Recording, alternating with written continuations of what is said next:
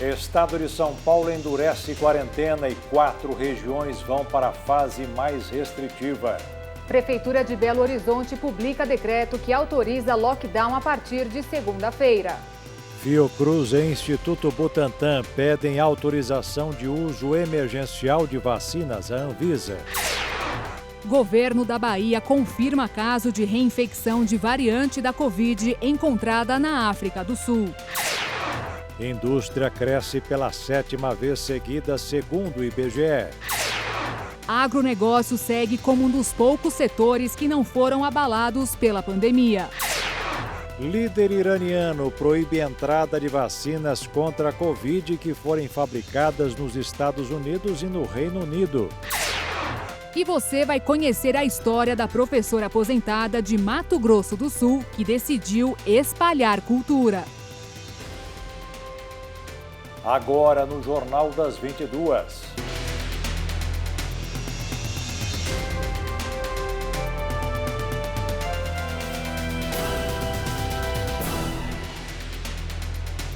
Olá, boa noite. Boa noite.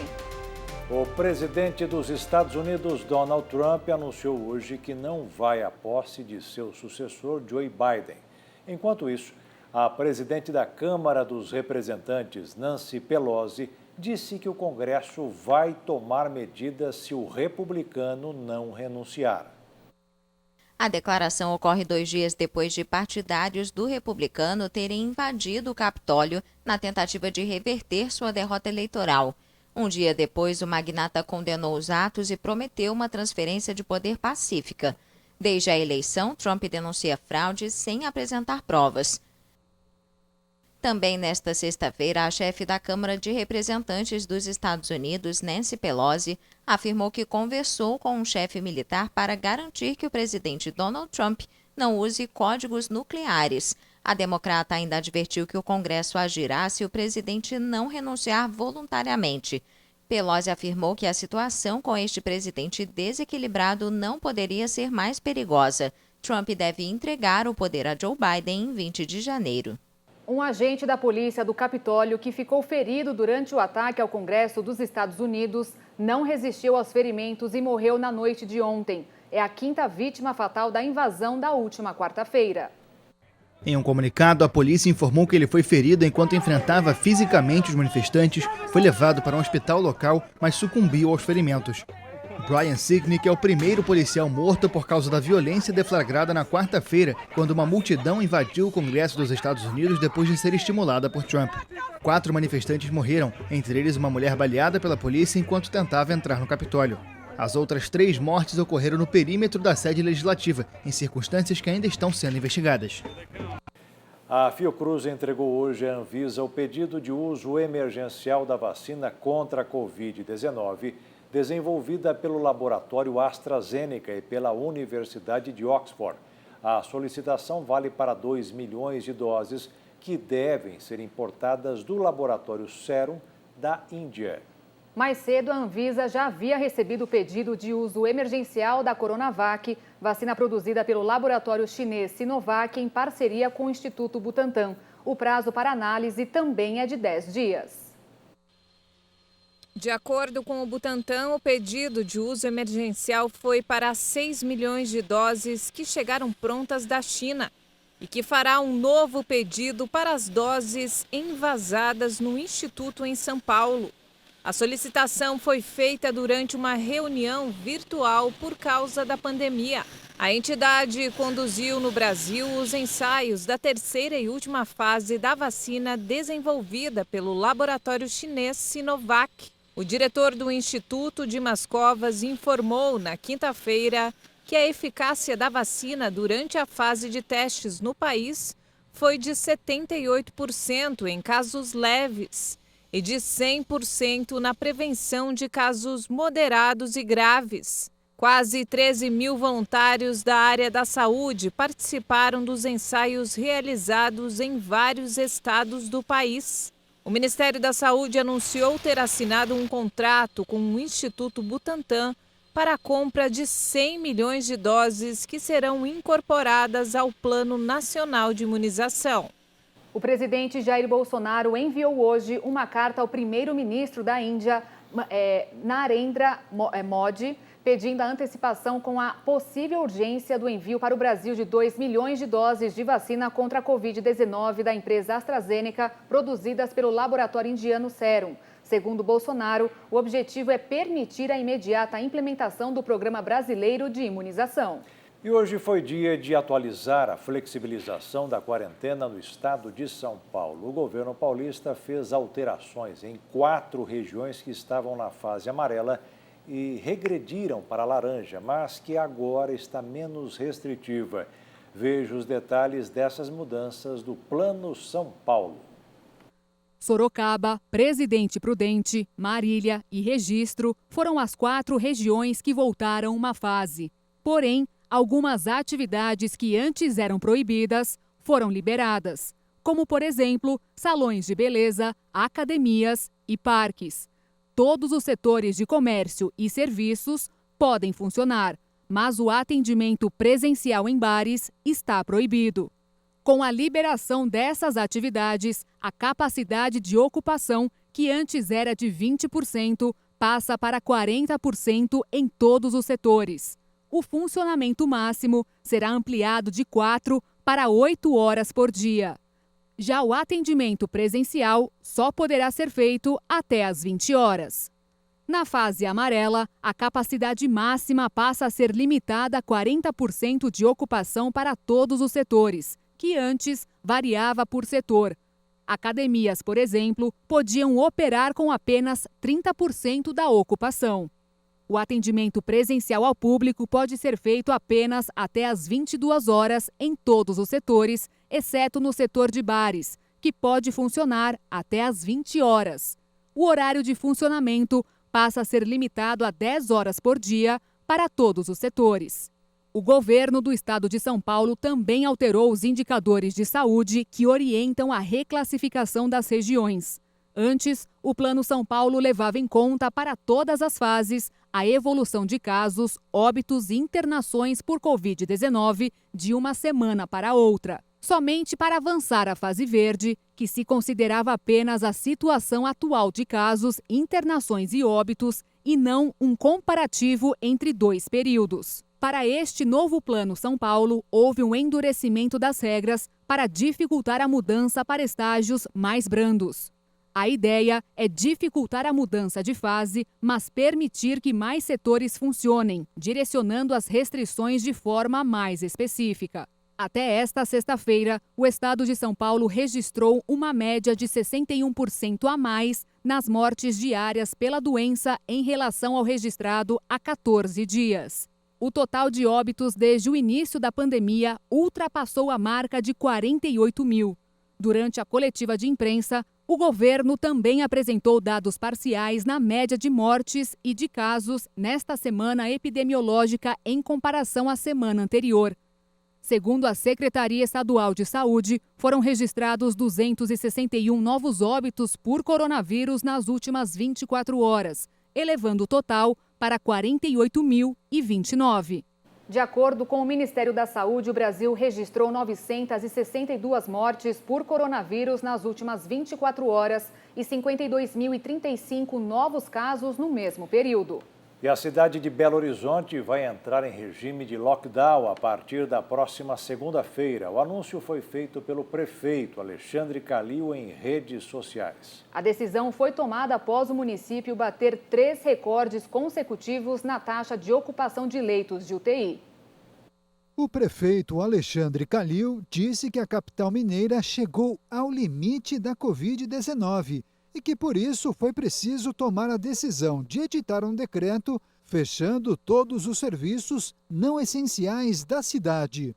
Eu vim aqui hoje para falar para a população de Belo Horizonte que nós chegamos no limite da Covid-19.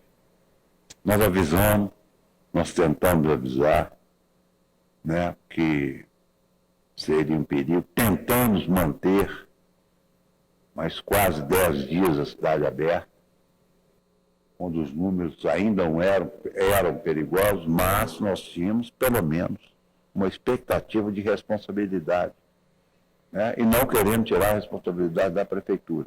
Por que eu estou avisando hoje? É porque o comerciante tem que se preparar. Porque sexta-feira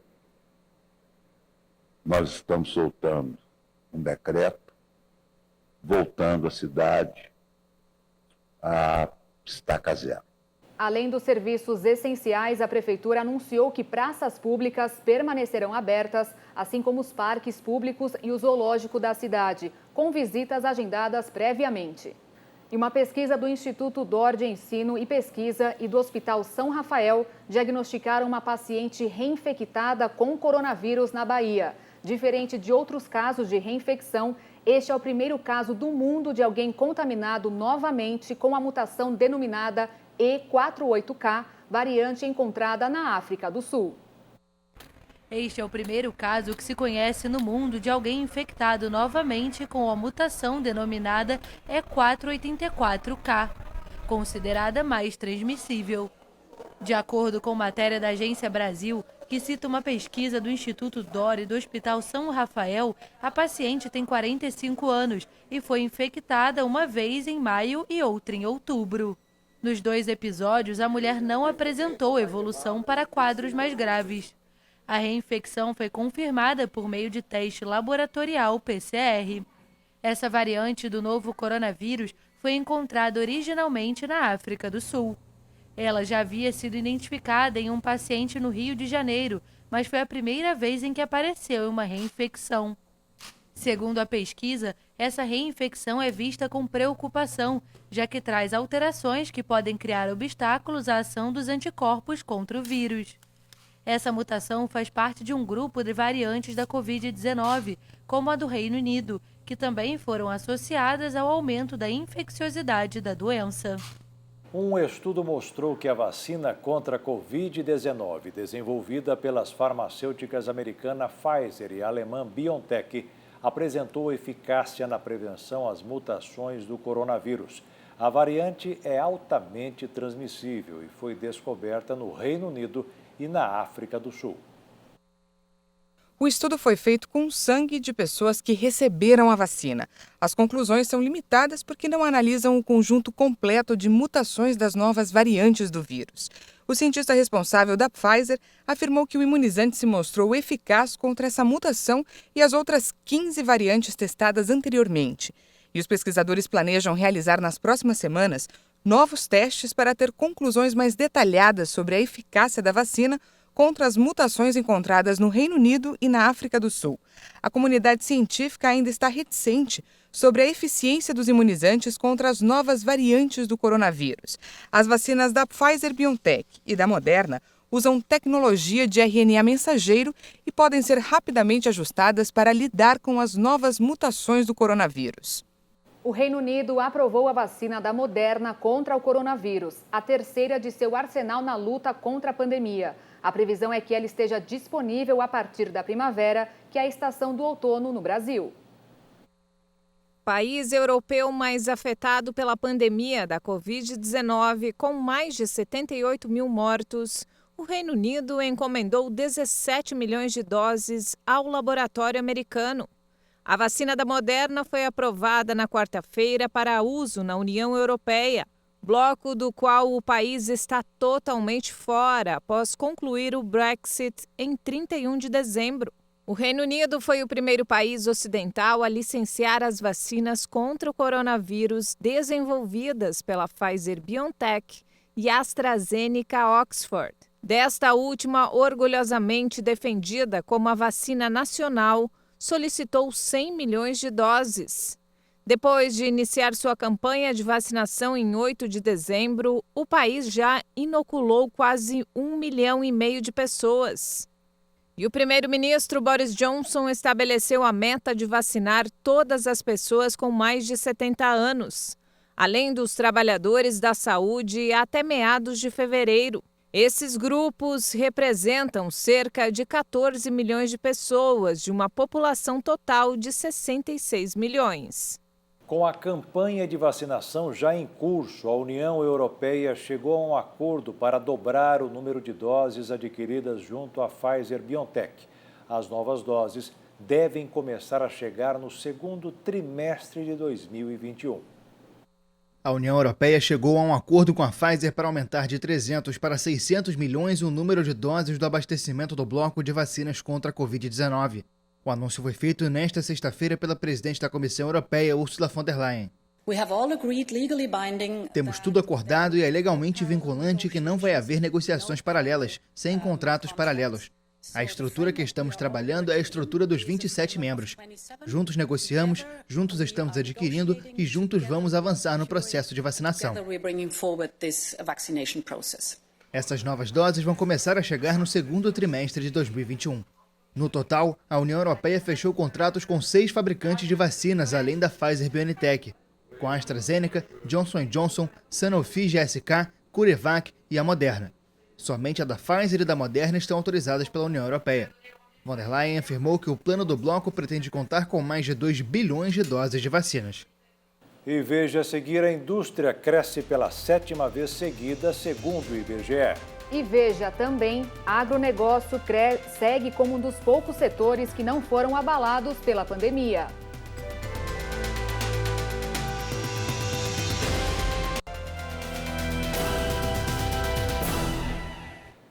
A indústria comemora bons números na produção. A matéria-prima que ficou em falta por vários meses já está conseguindo atender a demanda.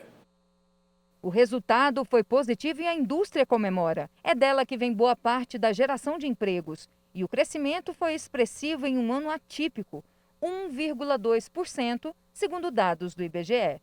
A queda na produção industrial registrada em março e abril do ano passado pode ter contribuído para o resultado satisfatório, que deve continuar em alta com o passar dos meses deste ano. Porém, mesmo com o desempenho positivo recente, a produção industrial ainda se encontra 13,9% abaixo do nível recorde e não deve atingir os índices registrados em 2011. É um número positivo, estava em linha com as expectativas. E o que explica esse crescimento? A maior parte da explicação para ele é que a queda foi muito brusca. Entre março e abril, a produção industrial caiu 27%. Teve uma recuperação grande em maio, junho, julho, depois em agosto menor, setembro menor, em outubro 1,1% e agora em novembro 1,2%. Tudo indica que deve continuar nesse patamar de produção, crescendo de lado. Mesmo assim, vai continuar bem aquém, cerca de 14%, do nível de 2011. Isso porque você teve variações na estrutura da produção industrial e o país, de alguma maneira, por conta da sua política industrial, não soube se adequar aos novos tempos. O único desafio é a matéria-prima, para tentar manter a indústria aquecida, já que a produção ficou parada por cerca de 8 meses em função da pandemia da Covid-19. A grande maioria das empresas estão com deficiência de insumos. Então, esses insumos, quando começarem a chegar à normalidade a essas empresas, com certeza o crescimento industrial vai ser maior, né? O setor industrial ele é primordial para a geração de empregos. Todas as grandes categorias apresentaram alta no mês de outubro de 2020. Destaques para bens de capital, como produção de máquinas, equipamentos, materiais de construção, instalações industriais, com aumento de 7,4%, e bens de consumo duráveis, como eletrodomésticos e carros, com 6,2%, que tiveram as maiores taxas positivas. É o 7º mês seguido de alta na produção delas, com um acúmulo de 129,7% na primeira e 550,7% na segunda. Outras atividades também deram contribuições positivas. A impressão e reprodução de gravações, que movimentou 42,9% da indústria. Já a confecção de artigos de vestuário e acessórios representa 11,3% da produção. Chama atenção a combinação de juros baixos com câmbio alto, e isso certamente favoreceu a produção industrial. Conta a questão da sazonalidade, então você tem um período de crescimento no final do ano, em função das festividades, Natal e fim de ano, isso é natural que aconteça, né? A gente espera que isso ocorra. E agora o mercado financeiro. O dólar fechou em alta nesta sexta-feira, depois de operar em queda durante boa parte do dia, com os investidores de olho na política norte-americana e no processo de vacinação contra a Covid-19 no Brasil. A moeda norte-americana subiu 0,24% e encerrou o dia cotada a R$ 5,411 na venda. E o agronegócio segue como um dos poucos setores que praticamente não foi abalado pela pandemia. Apesar da crise econômica e da queda nas exportações brasileiras, teve alta em 2020. O valor vendido pelo setor chegou perto do recorde histórico de 2018.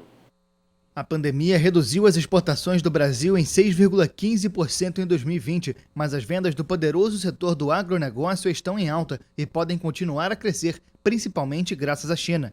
As exportações agrícolas aumentaram 6% no ano passado e somaram 45,3 bilhões de dólares, um pouco abaixo do recorde alcançado em 2018, de 45,7 bilhões de dólares. O faturamento externo do agronegócio, porém, que inclui produtos agrícolas, agroalimentares e transportes, chegou a 93,6 bilhões de dólares entre janeiro e novembro, um aumento inédito desde 2013. Analistas apontam que o principal fator foi a desvalorização do real frente ao dólar, que ficou em pouco mais de 20% no ano passado.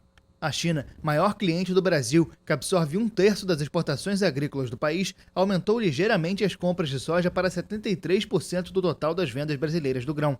As exportações de soja, o principal produto do comércio externo brasileiro, aumentaram no ano passado em 9,5% em valor e 12% em volume. Apesar da produção recorde, o Brasil sofreu com a escassez de grãos e teve que importar 800 mil toneladas, 6 vezes mais que em 2019.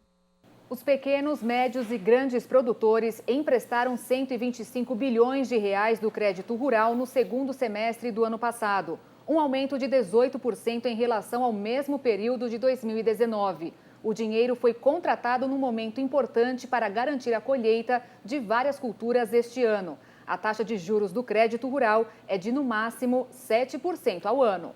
O programa de aquisição de alimentos do governo federal foi essencial para muita gente durante a pandemia, atendendo principalmente quem planta e quem precisa de alimentos. Foram gastos quase 650 milhões de reais.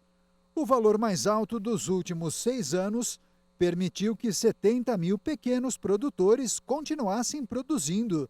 E o resultado de 150 mil toneladas de alimentos foi levado a 12 milhões e meio de pessoas, atendendo creches, escolas, asilos e famílias em situação de vulnerabilidade. Os agricultores vendem os alimentos para o governo federal por valores entre uma faixa entre um preço mínimo e o de mercado. Por meio do programa, os órgãos compram os alimentos da agricultura familiar sem necessidade de licitação. Cada unidade familiar deve obedecer o limite anual de vendas de R$ 8 mil. Para as organizações fornecedoras, esse valor é de R$ 500 mil, desde que respeitados os limites por unidade familiar. A Receita Federal passou a permitir hoje que os contribuintes que caíram na malha fina no ano passado recorram contra a punição. Os principais problemas apresentados em mais de 910 mil declarações foram omissão de rendimento do titular ou dependentes, excesso de despesas médicas e divergências entre o imposto retido e o informado. O contribuinte pode fazer a contestação através do site da Receita. A Defensoria Pública da União entrou com pedido na Justiça Federal de São Paulo pelo adiamento do Enem. 5.700.000 alunos estão inscritos para o Exame Nacional do Ensino Médio, marcado para os dias 17 e 24 deste mês. O pedido é justificado pelo aumento do número de casos de Covid. O Instituto Nacional de Estudos e Pesquisas Educacionais, responsável pela realização da prova, continua afirmando que a data está mantida e que as condições para a realização do exame são seguras. E veja a seguir os números do coronavírus no mundo. E ainda, Irã proíbe entrada de vacinas contra a Covid dos Estados Unidos e Reino Unido.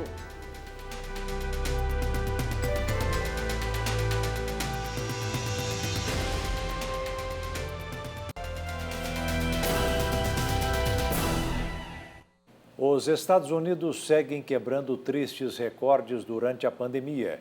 O país mais afetado pela Covid-19 registrou quase 4 mil mortes em menos de 24 horas. Em Los Angeles, uma pessoa morreu por Covid a cada 15 minutos.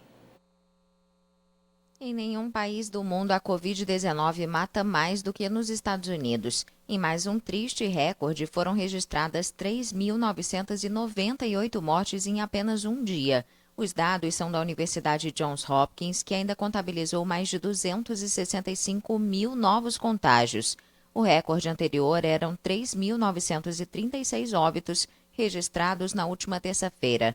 O número de pessoas hospitalizadas pela Covid-19 também é o mais alto desde o início da pandemia, com mais de 132 mil pacientes. A situação é particularmente preocupante no sul e no oeste do país. As autoridades da Califórnia disseram na quinta-feira ter disponibilizado 166 contêineres refrigerados para servir como necrotérios temporários nos hospitais superlotados. Só em Los Angeles, uma pessoa morre vítima da Covid-19 a cada 15 minutos. Depois da primeira onda, que nunca diminuiu de fato, os Estados Unidos enfrentam um crescimento assustador de casos há mais de 2 meses e meio. O país aposta na vacinação para conter a pandemia, mas menos de 2% da população foi imunizada até agora. E até o dia de hoje, os Estados Unidos ultrapassaram os 21.808.000 casos de Covid e mais de 368 mortes. O país norte-americano é o mais afetado no mundo em números absolutos pela pandemia. O Ayatollah Ali Khamenei proibiu nesta sexta-feira a entrada no Irã de vacinas contra o coronavírus que forem fabricados nos Estados Unidos e no Reino Unido. O líder supremo acredita que elas possam servir para contaminar o país do Oriente Médio.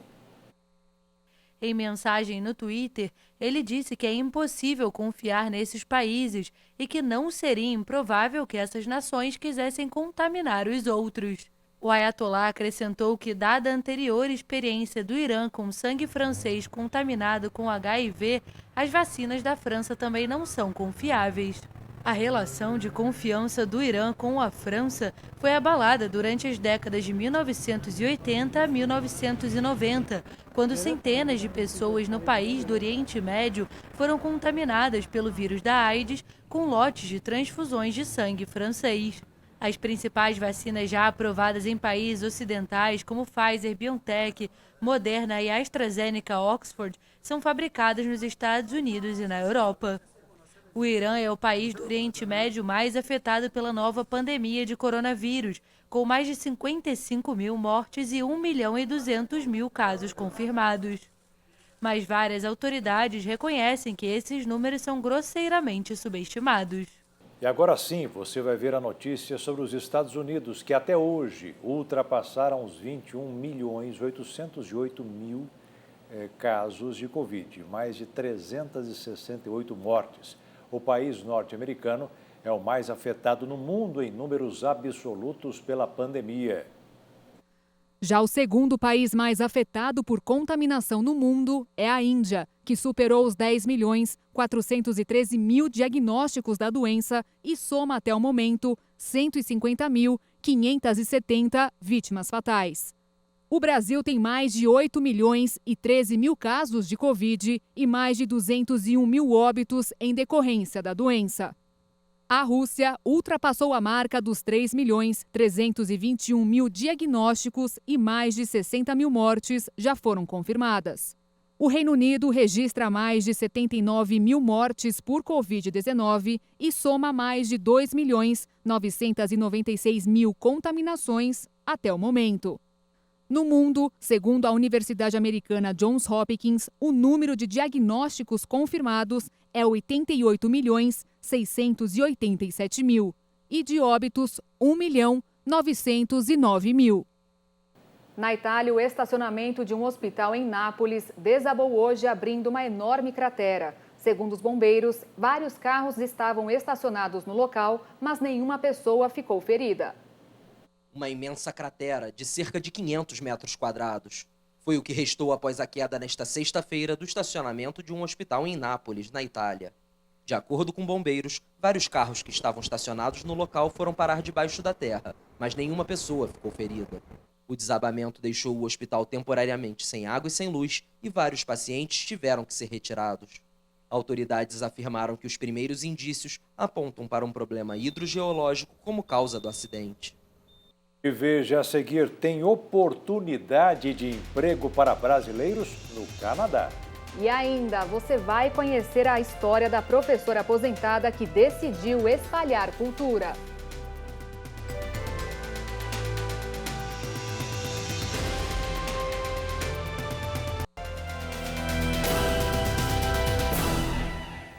A Cinemateca continua fechada por causa da pandemia, mas a direção já começou a preparar cursos de formação de profissionais de toda a cadeia do audiovisual. A Cinemateca tem o maior acervo cinematográfico da América Latina e o 5º do mundo. São mais de 250 mil rolos de filmes e 1 milhão de documentos com informações sobre toda a produção audiovisual produzida no país desde 1897. O acervo da instituição pode ser acessado online, até porque a Cinemateca continua fechada em razão da pandemia. Mas a direção já começou a preparar cursos de formação de profissionais de toda a cadeia do audiovisual, na área técnica, desde fotógrafos até finalizadores, e na área artística, desde autores até diretores, passando por atores. E quando for possível, as portas serão reabertas ao público interessado na história de uma arte que está se reinventando. E uma professora aposentada de Dourados, no Mato Grosso do Sul, decidiu espalhar cultura. Com um veículo adaptado que está sendo chamado de cordelteca, mistura de cordel e biblioteca, ela quer levar a literatura dos versos declamados a vários lugares da cidade. Uma paixão que nasceu no coração de menina no Nordeste do Brasil, mas desabrochou em Dourados, no Mato Grosso do Sul. Essa é a história da professora aposentada Aurineide Alencar, que é poeta, escritora e membro da Academia Douradense de Letras. Uma mulher cheia de ideias criativas.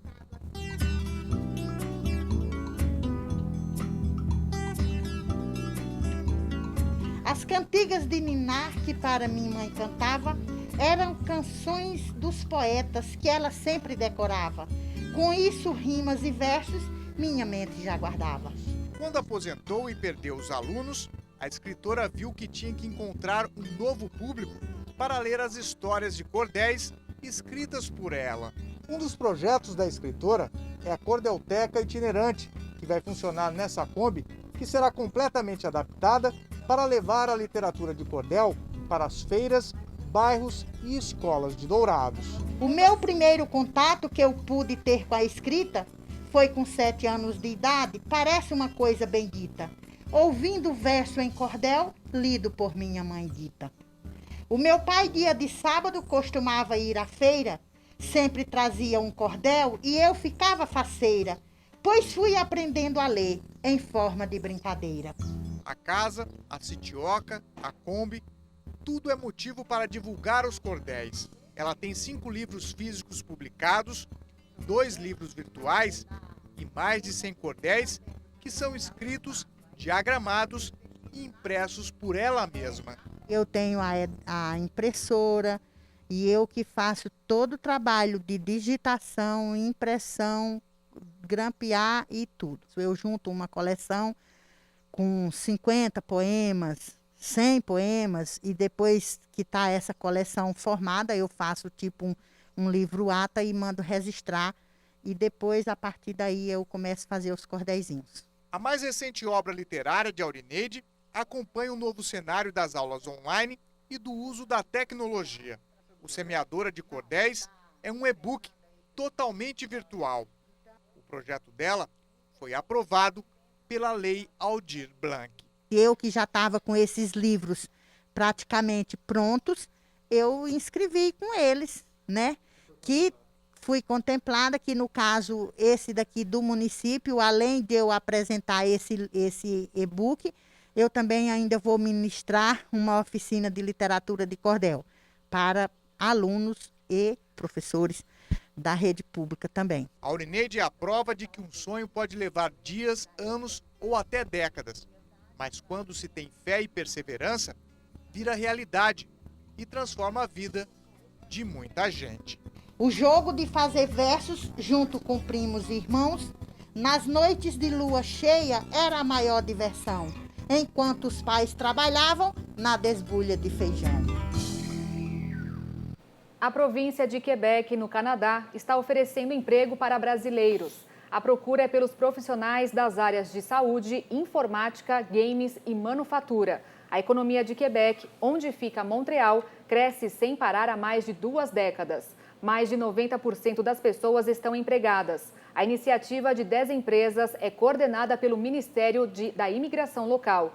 Quem quiser tentar pode se inscrever, desde que fale francês, até o próximo dia 17 no site Quebec na Cabeca, cabeçasemcedilha.com. E chegou o momento de fé e esperança, na live do missionário R.R. Soares, hoje com o pastor Tiago Pérez.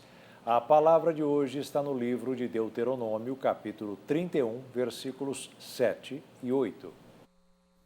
Vamos acompanhar o ensinamento do pastor Tiago Pérez nos versículos.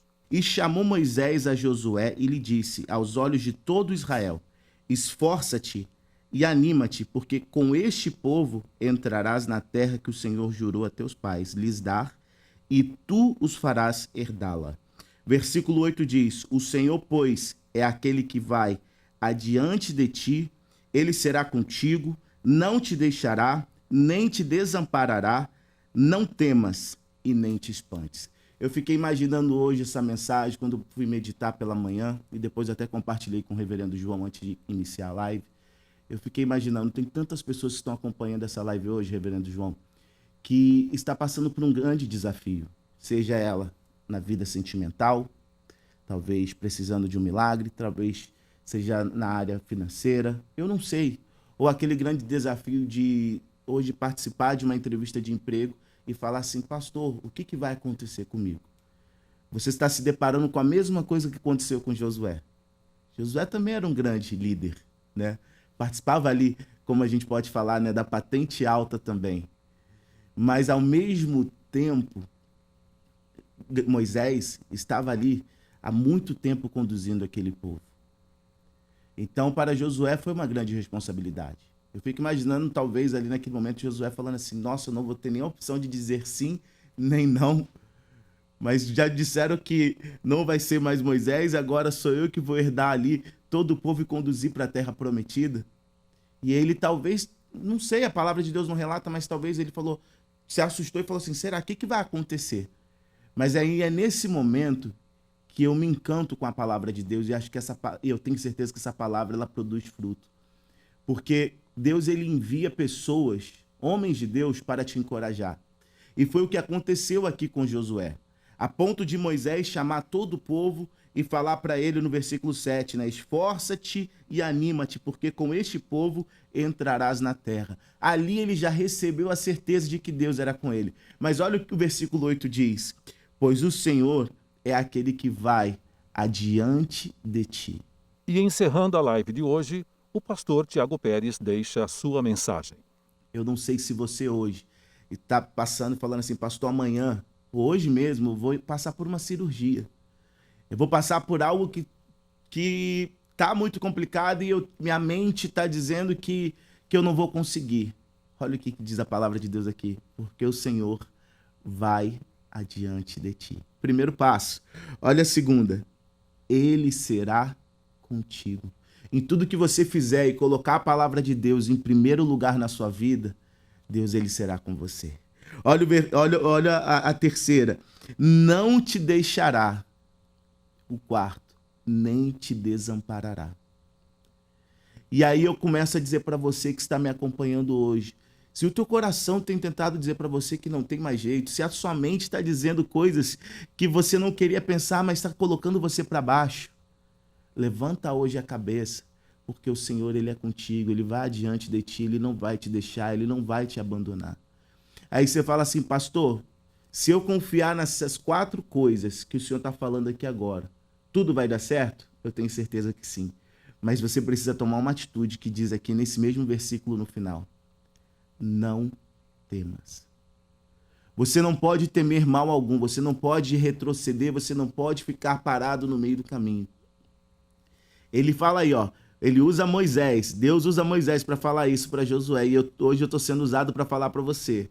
Essas 4 coisas, 4 palavras de Deus, 4 promessas para a sua vida. Que ele vai adiante de você, ele vai ser com você, ele não vai te deixar, ele não vai te desamparar. Mas para você precisa fazer algo muito importante. Você não pode temer. Vamos confiar em Deus. E o Jornal das 22 termina aqui. Obrigada pela companhia, um ótimo fim de noite e fim de semana para você e até segunda. Uma boa noite, fique na paz. Tchau.